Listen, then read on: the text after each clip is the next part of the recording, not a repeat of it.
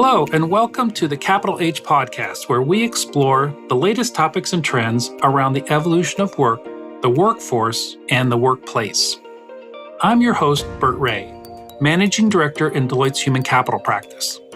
I'm very excited to continue exploring the findings of our 2021 Human Capital Trend Survey, which, after 11 years, continues to reveal powerful insights on the direction of today's workforce.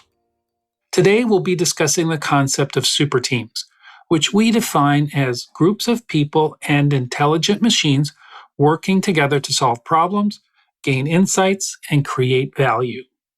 In other words, superteams are the next step in AI's, artificial intelligence, continuing integration into the world of work. Traditionally, technology has been viewed as a tool and an enabler, but this is starting to change. Executives responding to our 2021 Global Human Capital Trends Survey told us that the application of technology and the role of people in the workplace is not an either-or choice, but rather a both-and partnership. The big payoff from superteams is not just that they can get work done faster and cheaper. Rather, the greatest value lies in their potential to re-architect work, using technology to change the nature of work so that it makes the most of people's distinctly human capabilities while also optimizing our use of the technology. Again, both and. To explore this further, I'd like to welcome Bruce Sanchez, the Global Lead of Sales Learning and Development Technology at Dell, who in partnership with his team at Dell is pioneering new ways to use technology to redesign work. Stephen Lancaster Hall, my colleague and Managing Director in Deloitte's Human Capital Practice and Deloitte's Knowledge Management Services Leader, will join us to interview Bruce. Steve, take it away. So Bruce, welcome to the Capital H podcast today. Thanks so much for joining us. Yeah, this is great. I can't wait to chat with the audience and chat with you and really get out some great ideas. We're doing some amazing things here at Dell with AI, and I'd love to share that. We can't wait to hear about them. Before we hop into that, though, why don't you tell our listeners a little bit about you and your role at Dell? Yeah, Steve, thanks for asking. So I'm responsible here at Dell for basically thinking about our technology and our experiences when it comes to our global sales audience. You know, when you think about it in a very simple terms, our salespeople need to know things and be able to do things to successfully sell stuff. It's pretty straightforward. And yet, how do we do that at scale? We have literally tens of thousands of sellers, and so our ability to basically effectively improve their productivity and to really improve their experience comes only through technology. And so we created this position in the sales L&D team to really think about how we use technology in that way. Well, Bruce, you guys have really been on quite a bit of a transformational journey over the last year or so.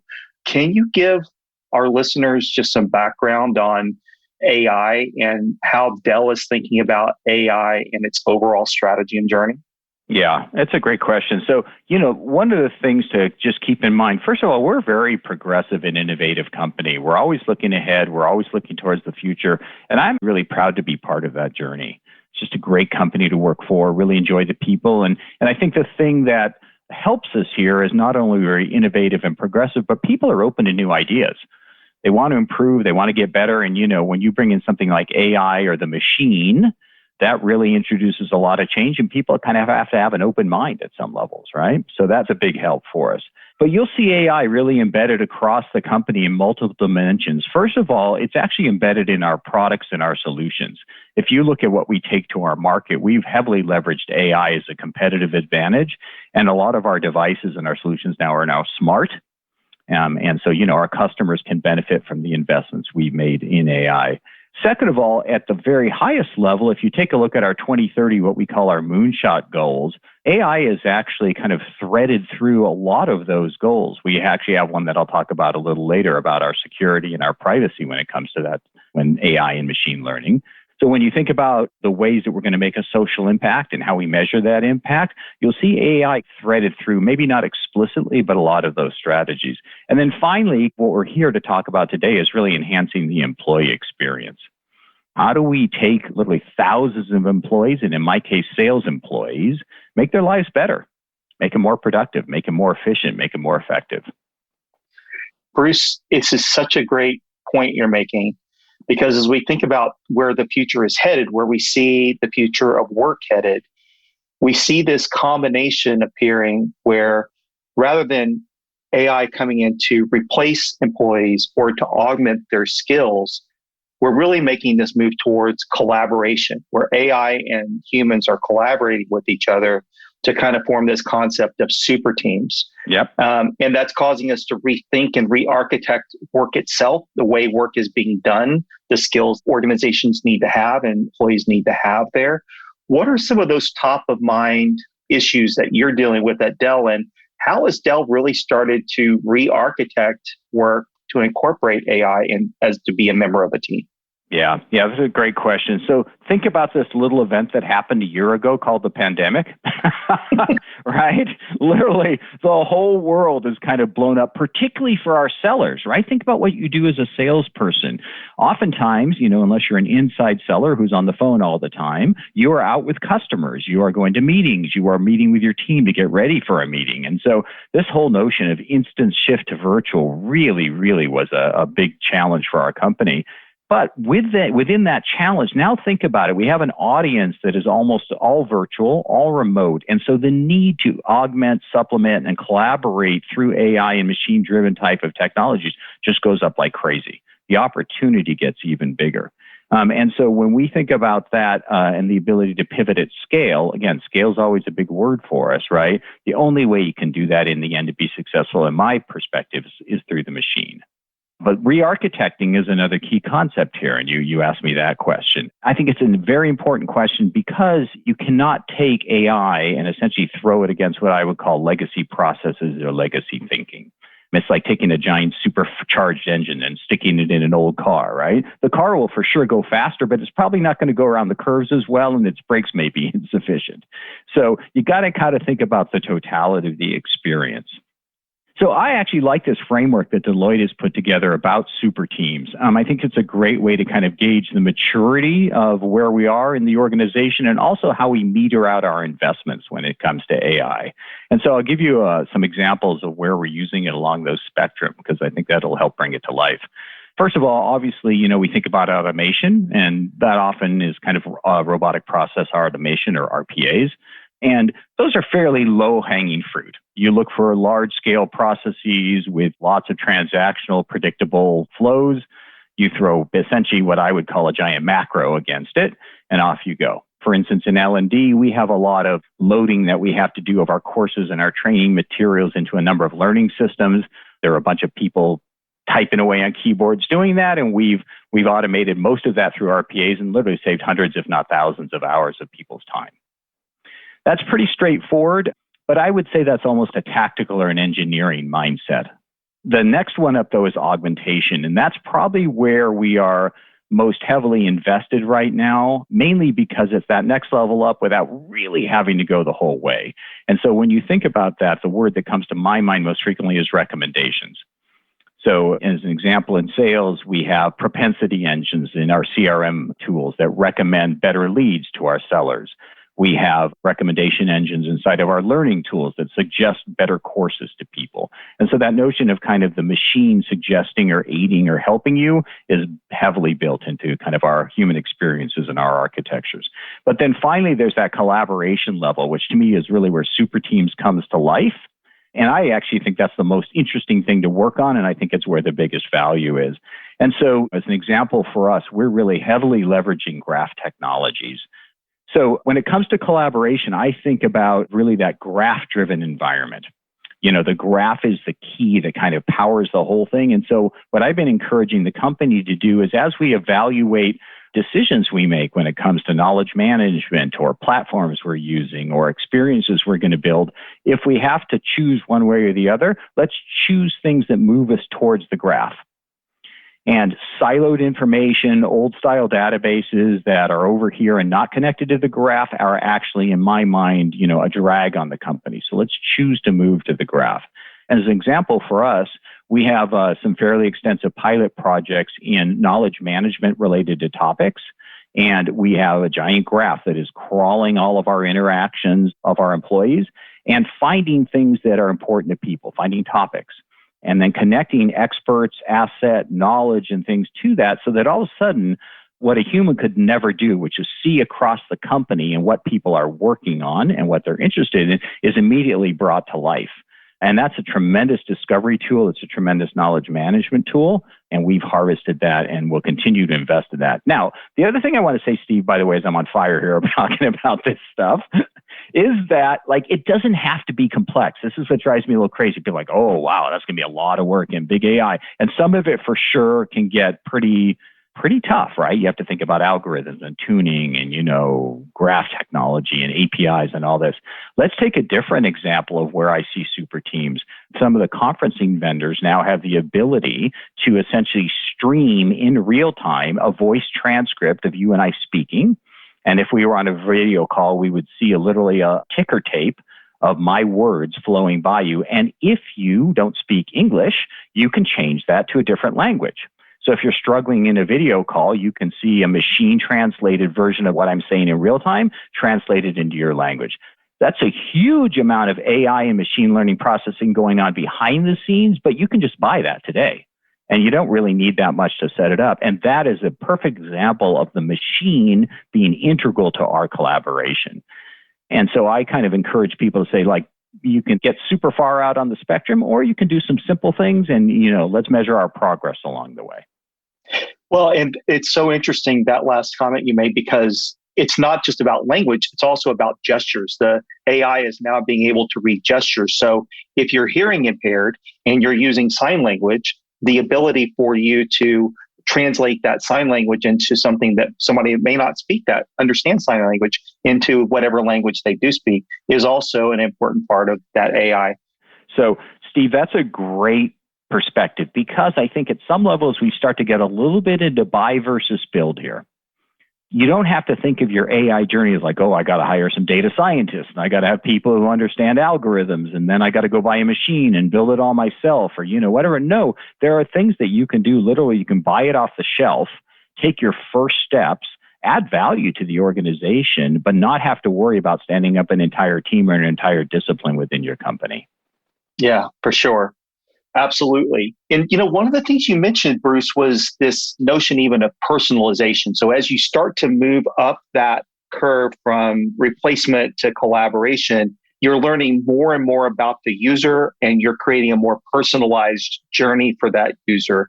You're finding out more data specifically about them, and that can create some data and ethical privacy challenges. So how is Dell thinking about those and the challenges that are created from all this information you're gathering about the employees passively throughout the course of their workday and securitizing that data? Yeah, this is a highly important question to answer for any company.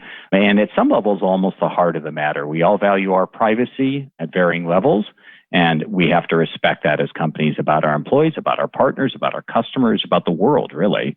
I had mentioned our 2030 moonshot goals just earlier in the call, and Dell takes this extremely seriously. Upholding ethics and privacies are absolutely a core part of our company's culture. And if you take a look at those goals, you'll actually find there is one that is a focus on making it easy for our customers to control their personal data. So we actually have stated as a company, this is where we're going.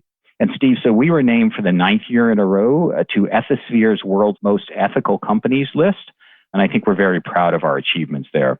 So now taking it down a level from our company goals, and let's talk about myself and my organization as practitioners, we have a very comprehensive set of policies and procedures that we have to follow when it comes to data. We obviously respect global standards, regional regulations, et cetera, and every single one of our projects has to buckle into that. So, we just literally don't deviate from it. Now, here's the interesting thing. This is going to be true for many companies.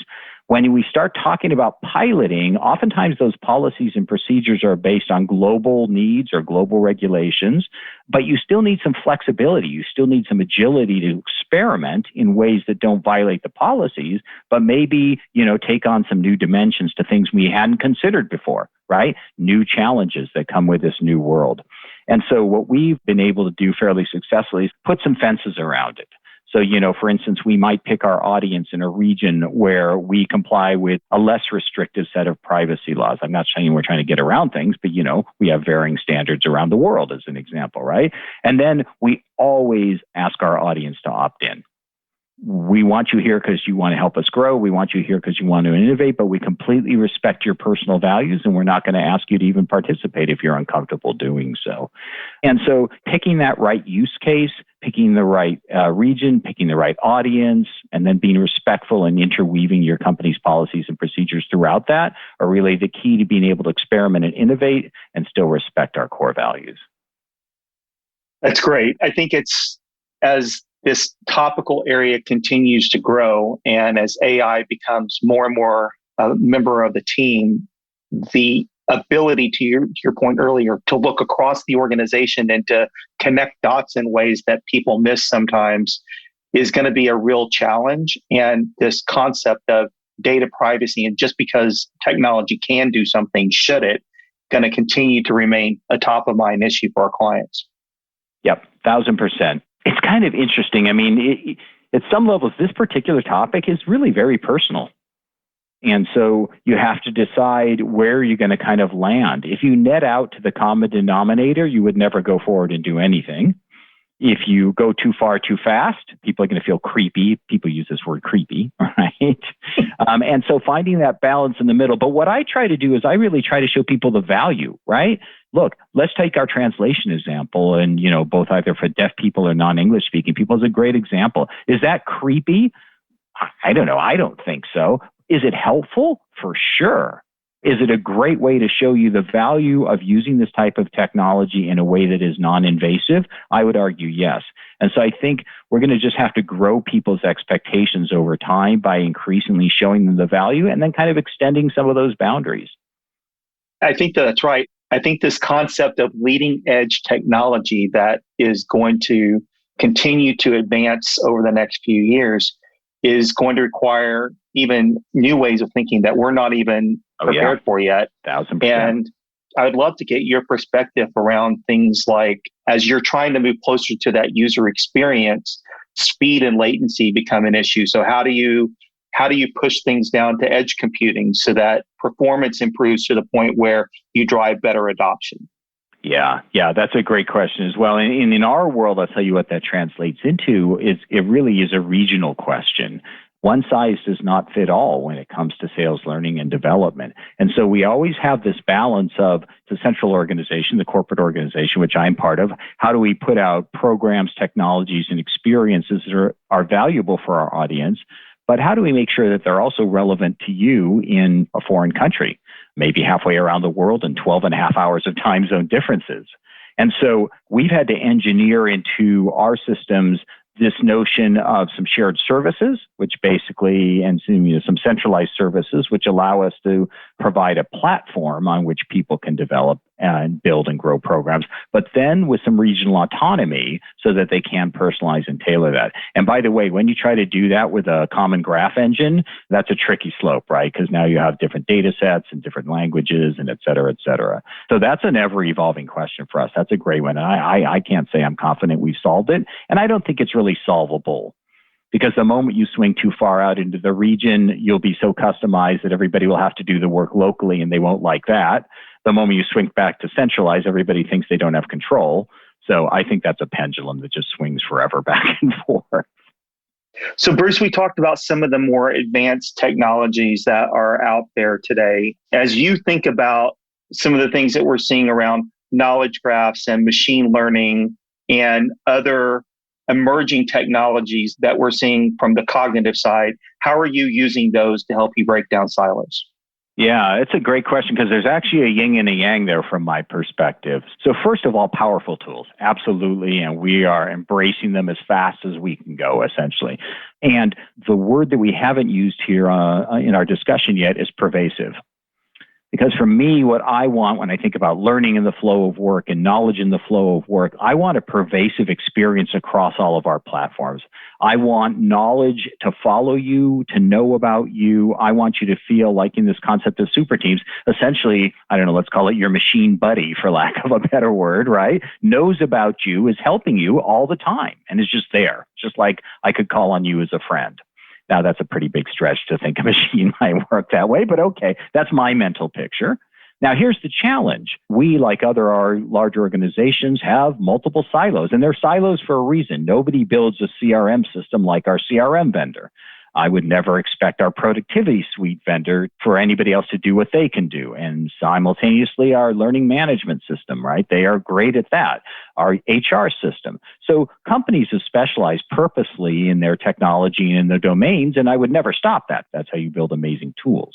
Now, the challenge is every single one of them is also building a graph and an AI-driven experience, but there's only one human being. There's only one Bruce Sanchez. There's only one Steve Lancaster that is traversing these systems.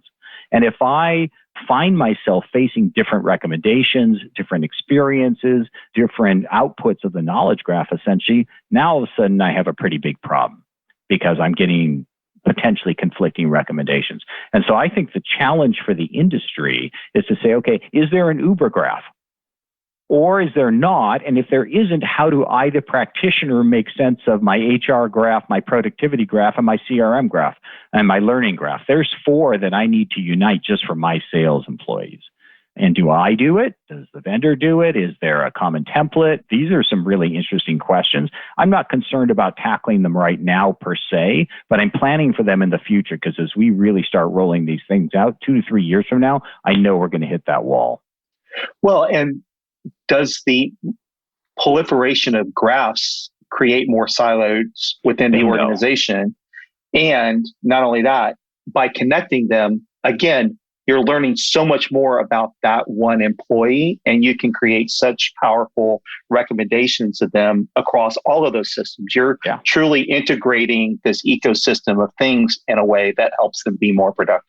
Yeah, Steve, think about our sales makers world here just for a second. Let's think about some things I could do if I were to describe it to you colloquially as a human being, right? Okay, I'm an AE, an account executive, and I'm getting ready for a meeting with a bank on Friday. I'm going to sell them product ABC. What does the system know about me? Spread across different things. In my CRM system, it knows I have an opportunity selling to that bank for a particular product for a particular dollar amount.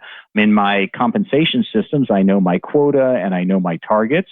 In my HR system, I know about how long I've been with a company, et cetera, et cetera. And in my productivity suite, I know about the calendar and the fact that I have an appointment, and maybe even that I'm having a meeting later this afternoon with my team to get ready for that appointment. That's a pretty powerful set of knowledge and would allow me as a training or learning organization to say, hey, sure seems like you may be getting ready for this meeting on Friday. Here's some useful information tailored to your expertise about selling this product to a bank and competing against this competitor. That is all possible. Pulling it out all together in the reality of today's environment is pretty tough, but that's definitely where we want to go. I love it. I love that learning in the flow of work, knowledge in the flow of work. And really, that's such a great example of this concept of Superteams. Beyond just the digital twin piece of it, it truly is that assistant that is walking side by side of you all the time. Yeah. I think we talked about this notion of people's feelings about that, and you kind of have to embrace that. I mean, you have to say that's valuable for me as a person. I think it's great. I don't mind at all when some AI engine pops up and gives me a recommendation, suggests something. It may not be accurate, but I'm happy it's trying to help me. Other people find that very invasive. And so, kind of back to our privacy discussion, you really have to be sensitive to that and, at some levels, deploy it for the people who want it first, the early adopters, right? Right. That's so true. Going back to something you said at the beginning of our conversation, for many of our clients, they were on this journey, maybe just dipping their toes in the pool a couple of years ago, but COVID really changed and accelerated that journey for them. What was COVID's impact on Dell and your journey and strategy with AI? Yeah, that's a great question. I hinted it a little bit earlier when I talked about our sellers, but about a year ago, literally over a weekend, we transitioned a huge percentage of our company into remote work. Just literally over 48 hours. And while that wasn't without its challenges, I think it's really done some amazing things for the company in kind of creating new perspectives. It's also had a big impact, right? There's no way we can minimize the impact of all of a sudden everybody being at their house on the employees. But I think we're doing a pretty good job. If you look at some recent nominations, we were named to Fortune's World Most Admired Companies, and we were also on the top 100 list of companies hiring remote workers by FlexJobs. So even though we may find ourselves in a more difficult than normal environment, I think the company has been acknowledged for its efforts there. Now, from a sales perspective, we don't see this changing anytime soon. It will go back somewhat to what it was, but we don't anticipate it's ever going to really go back to the way it was, how it used to be. As we think about that, we really need to think about the things we've already talked about, which are what are the boundaries? We talked about there's new things we're going to encounter. There will be new policies and procedures we have to think about 2 years from now when we really truly have AI firing on all cylinders. And I think that's really one of the keys as we go forward, is really imagining that future now and planning for it. And in that future, as you become more remote, AI can actually help on the other side of it. Yeah. On the other side, like a wellness perspective and a well-being and connecting across the organization.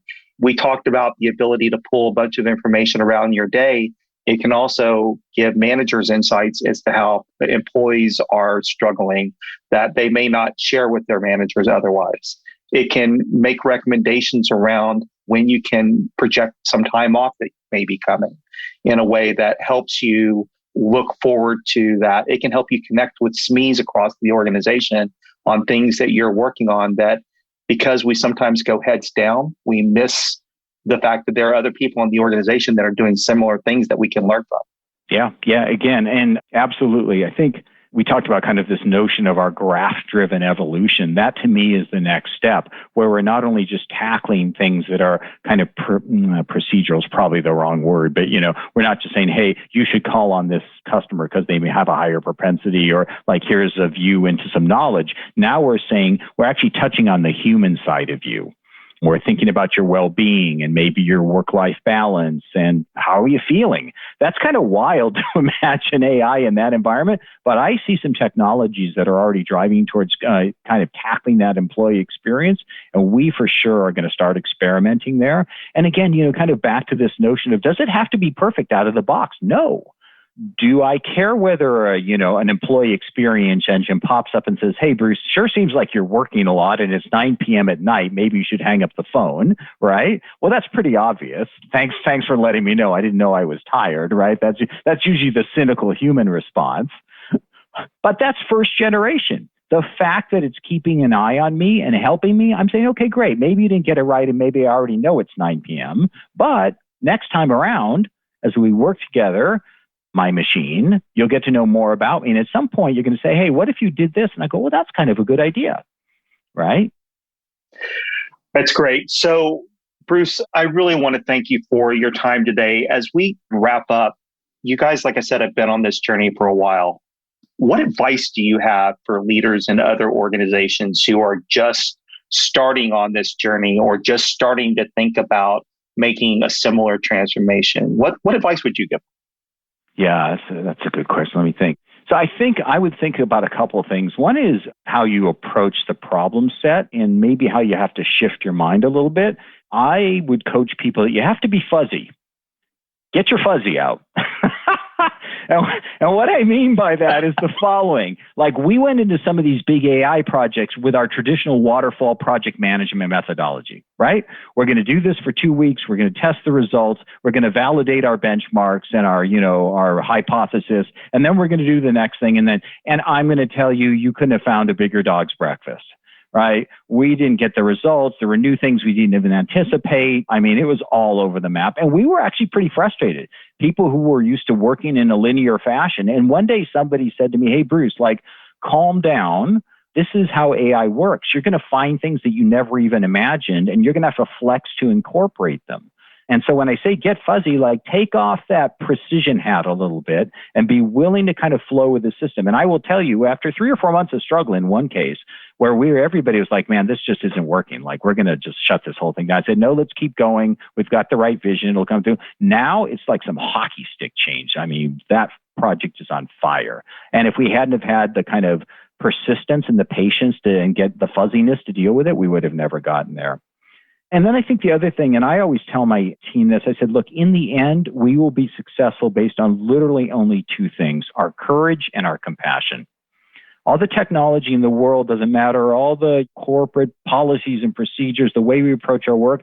First of all, we have to have the courage to pursue our visions, to pursue our dreams, to hold close our ideals, and to speak the truth respectfully. Because there's lots of things that can come and try to knock you off your axis. And you just have to have that courage to keep going. And then as we've been talking about all along, this is in the end is a human topic. And so you have to have compassion. You can't just think that everybody's going to absolutely love that you have the bot that tells you go to sleep at 9 o'clock, right? For some people, they're not going to like that at all. So we have to create a safe space for people where they can enter this new world, feel like they're protected, they're safe, and yet they also have the ability to kind of stretch and keep growing. And I think if you have courage and compassion, you can combine those in your project team and hold those dear as values, you're going to be in great shape.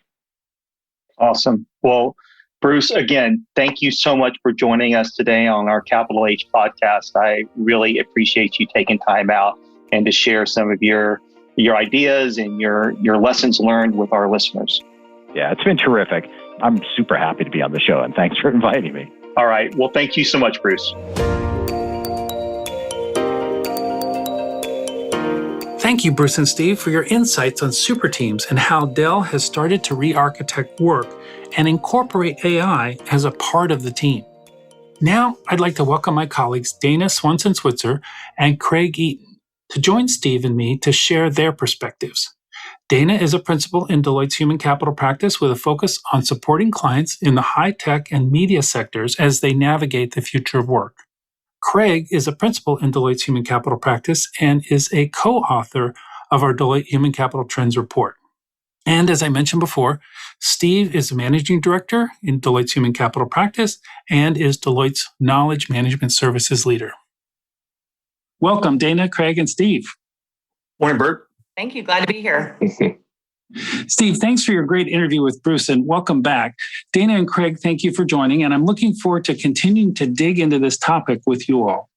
We all know that COVID-19 is disrupting our view of what essential work is, but it also has challenged our collective ideas about how we can set teams up for success and what role AI can play in those teams. That's what I'd like to focus on with you all today, how AI can be a team member and a collaborator, creating a super team as opposed to a more traditional team where technology is only a tool or an enabler. So to get into this topic, Steve, maybe let's start with you since you just recently spoke with Bruce. How does the concept of super teams fit into this bigger picture or this shift to future of work that organizations are navigating today? So when we think about the work that our clients are trying to do to transform their business for the future, we've seen them look at how technology plays a role in that transformation. And over the last few years, they've added more and more technology to the workplace, but that's had mixed results for them. They've added, on average, about 200 apps that are used in large enterprises in the hopes of enhancing workplace productivity. But that was really focused around substitution of activities. So when you think about the substitution of work, RPA has really taken a big part of that already, taken it out of the system. So doing low value tasks for workers. As they look to make this transition to the future now, technology is moving into the augmentation space. And that augmentation is really putting computers alongside humans, working side by side with them to help them enhance a skill that they already have. Things like data visualization and enabling people to see trends that are happening in the organization more prevalently and earlier in the process. Using things like having internal auditors detect fraud that's happening within an organization earlier and looking for signs that are happening of fraud that they can intervene sooner on in the process. Having RPA work with recruiters to identify high target candidates for jobs in a very competitive workspace. So this kind of concept of augmentation is starting to take a more prevalent role from the substitution or replacement thought that they originally were using technology for. And now as we look ahead, the next step in that chain will be full collaboration, where rather than just sitting next to and enhancing the skill of an employee, AI will actually have a role on the team. They'll have their own independent role on the team, just like any other human would have on the team, and use that as a mechanism to enhance the value that they bring to the organization, as well as the impact that the work that they do adds to the company's mission. Steve, that's a great perspective. I really appreciate that insight. Dana, in terms of some of the experiences that you're having with your clients, what are you seeing out of the marketplace? Maybe some examples where AI is moving beyond a tool and becoming more of a true enabler. Yeah, I love what Steve was digging into around the enablement of work. And I'd love to take and build on that to talk a little bit about how AI, and kind of pull in the Superteams concept, AI is also being used as a connector.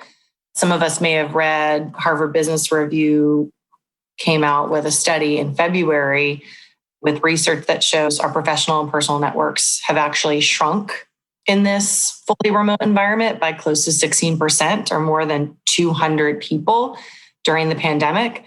And what we're seeing for some of our more progressive clients is the use of AI and machine learning to actually identify experts that might be outside of our typical reach in our current or potential network, and in a remote environment. And as companies continue to enable a virtual-led environment and working space and looking to enable the flow of work in an asynchronous environment, your network of knowledge, of humans that have knowledge and can be collaborators with you, becomes even more important. And so if you contrast the importance of your network with the shrink of the network, you really have an exacerbated problem as we look ahead to the future of the workplace.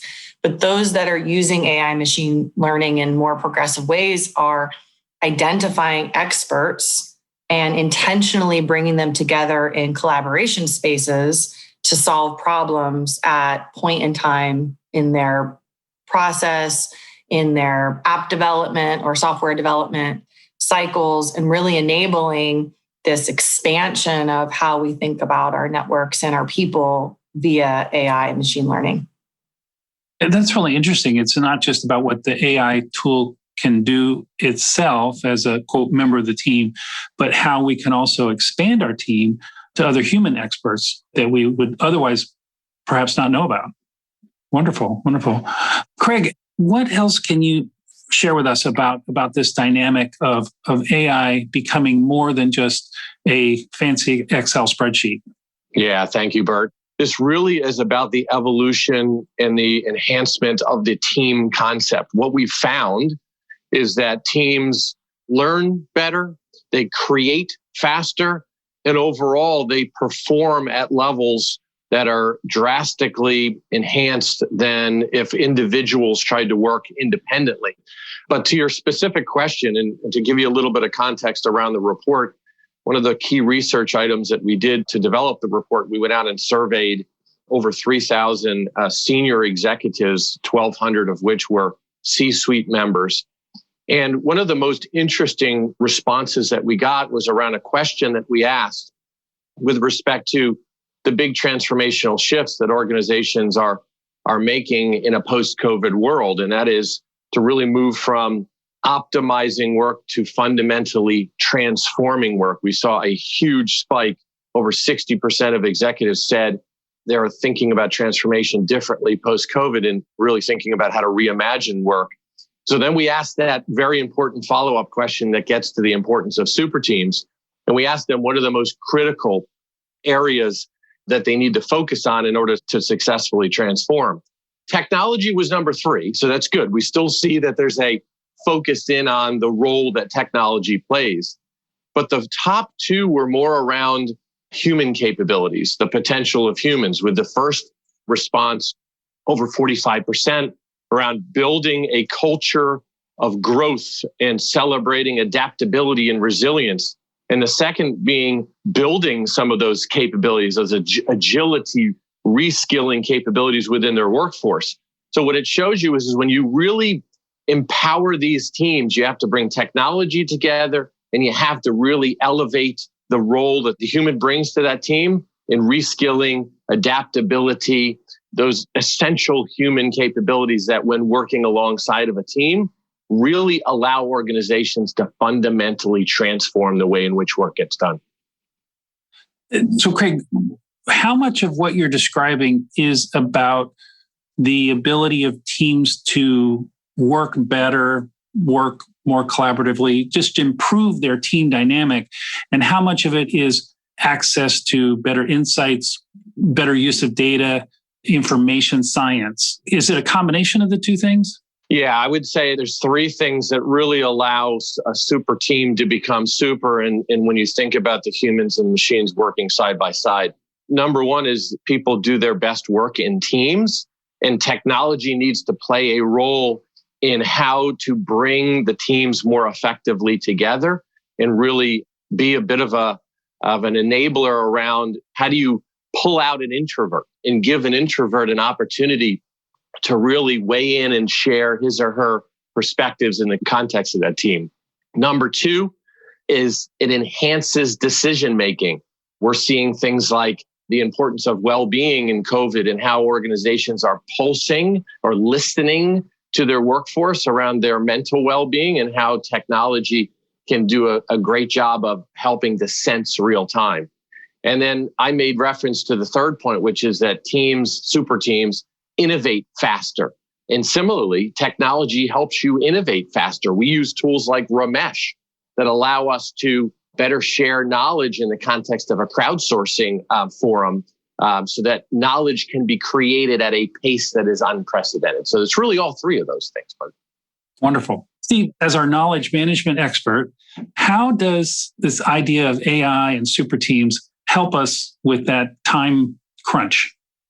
Yeah, so it helps in a couple of ways. The first is by connecting knowledge to trends and to metadata that allows it to be found later. So as we curate knowledge through the organization, that knowledge graph that organizations are layering on top of it, being able to identify what's there so that it can be found later through the right taxonomy, through the right ontology, using that as a way to generate metadata that can help it be found. Once it's been curated, and curation is also part of the process because now there's multiple channels to curate. There are channels that are happening in social conversations through things like Teams or Chatter or Yammer or other kind of tools that companies are using inside the organization. There's document repositories where people are sharing and collaborating on documents and work. There are systems of record that are ERP systems or more larger enterprise systems where information is stranded. So this curation of information that's proliferating within an organization is being also helped by AI because you want to make it easy for people to contribute. When I add something in, I don't want to have to know all the thousands of metadata tags that could potentially be added to it. I want to just submit my knowledge and let somebody else do that work for me. So that's a layer that comes in. And then once the knowledge is in place, providing that personalization of need. So what you need and what I need may be supplied by the same piece of content, but different pieces of content. And I may ask a question to get to it that's different than you because you may be sitting in HR and I may be sitting in finance, and we may have need for that same document, but at the same time need different parts of it. So the way I ask a question, the things that are important to me, knowing who I am as a user and what you can present to me is helpful in driving that consumption of knowledge. So AI then plays a role in helping to understand ourselves and the information that can be presented to us. It can help connect knowledge across the organization so that it can be exposed at that point of need. And it can also aid in the curation of knowledge throughout the organization. And once it does that, that knowledge really truly becomes the collective intelligence of the organization that can be leveraged on a day-to-day business. Some of the feedback that we get from clients all the time is we feel like we're solving the same problems over and over. If I use the customer service example or services space, if we're limiting ourselves to just those humans that we would normally sit next to or that we are physically sitting next to, think about what we're forming in terms of our small space as opposed to unlocking the potential of not just our full organization, but maybe even beyond the walls of the company. So why couldn't we crowdsource some of these solutions, or better yet, put in an AI or machine learning solution to actually capture these customer service solutions or product solutions as we encounter them so that individuals can access those solutions and move on about their work in a more accelerated and kind of more meaningful way. And I think in terms of incorporating new individuals, as we evolve and create more flexibility in our teaming on a day-to-day basis, that will become part of our motion. Just like learning new skills and seeing new problems and seeing how much we don't know because we get exposed to new problems or efforts or projects. In the same way, the more we get access to other ideas, other information, other individuals, and that's part of our day-to-day, having new won't even be new anymore. It'll just be part of the way that we do work. Absolutely. Absolutely. Wonderful. Stephen, one of the key enablers and motivators of performance in an organization is the traditional performance review, performance management. How does that need to change in this more super teams oriented environment? Yeah, it's a really good question. I think as we think about the way performance will be incentivized, it's really driven off the behaviors that you're trying to seek, right? So performance management is really about behavior management within organizations. And what gets managed is what gets measured. So part of what we're looking at in this super team environment is what are the outcomes that you will be working to generate, and how are those outcomes enhanced by the entire team working together? How do you minimize the fear of using collaborative tools and technology in that space so that you can get to that better outcome that everybody is trying to get to, and then incentivize people on that type of a behavior?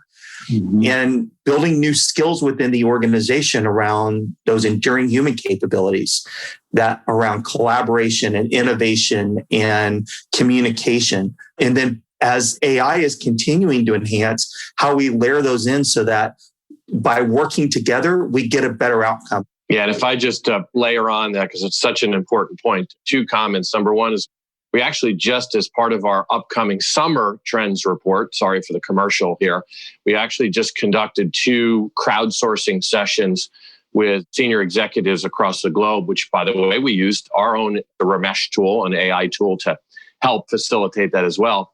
And we heard a lot of responses from those senior executives around this measurement pivot that Stephen just mentioned, from moving away from measurements and performance rewarding the process to measurements and performance rewarding the outcomes and the net new outcomes of the team versus outcomes of the individual. But there's a second component to it, which is really important, that needs to occur in the shift of our performance management systems. Here's the reality. This is hard. In these shifts, you're going to try, you're going to test, you're going to fail, by the way, a little bit. You're going to have to go back to the drawing board, and you're going to have to refine and adjust and then try again. And unfortunately, a lot of our respective performance management processes and policies don't really allow that try and fail mentality. And so we also have to rethink, how do we create safe environments for folks to test out some of these new concepts that we're mentioning that are, in many cases, are potentially countercultural to an organization's current culture, and not ding or penalize individuals for having to work through some of those change management steps or pain points. Right. Yeah. Excellent. We're just about at our time. Maybe we'll close. If I could ask each of you to give a little summary, and what one thing would you like our listeners to take away from this conversation? And Dana, maybe I'll start with you. Sure. A little bit of good news is that we are entering a moment where companies are getting a bit of a clean slate and are using this pivot, and we'll call it a slow return to the office and a thoughtful rethink of workforce, and workplace to try new things and, to Craig's point, allow themselves to fail a little bit in the spirit of embracing the future of work.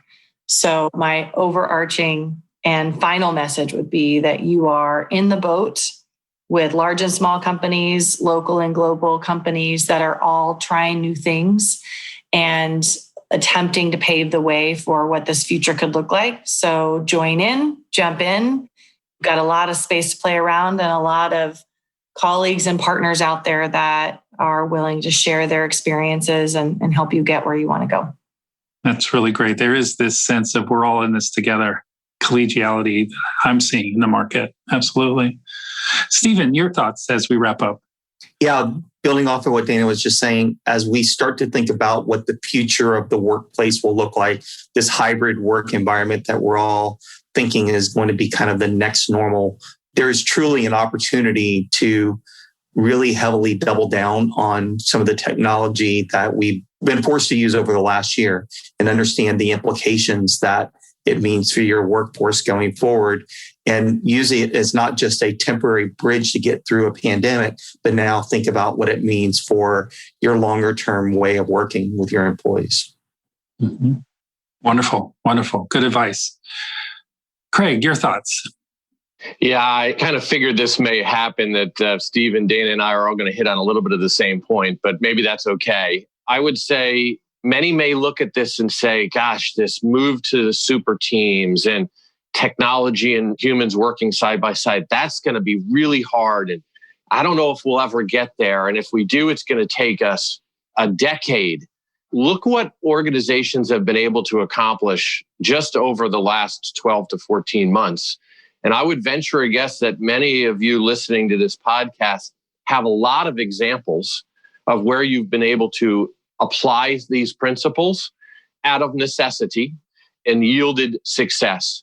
So that's good news. And it should be a very good proof point that you can get there, that it won't take you a decade, and that there are things you can learn as you try and scale this. And maybe I'll close my comments, or you've referenced the trends report a lot. We interviewed the VP of biology at AstraZeneca, and think about they're right in the thick of trying to help us all as a society and a world respond to this pandemic. And what this gentleman, whose name is Steve Reese, said, and I'm going to read this. He said, "What we've learned is that nothing is actually impossible. Nothing's impossible. That if you assemble the right team with the right skills, both technical and behavioral, you can move more quickly than you ever have in the past." So I'll leave you with maybe that positive note. Yeah, I think that is a positive note and a bright spot from the last 12 to 14 months, that we really have been able to accomplish things previously thought impossible. So thank you all for your perspectives. It's been a wonderful discussion, great insights. Dana, Craig, Steve, thank you for joining us today. Thank you. Thanks, everybody. Thank you.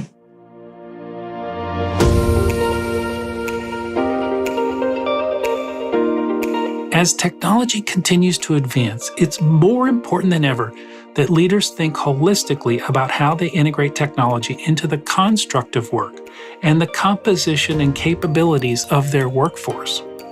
Organizations today have an opportunity to use technology to re-architect work in ways that allow humans to perform at their best. As we've learned, this is no easy feat, but the time to get started is now.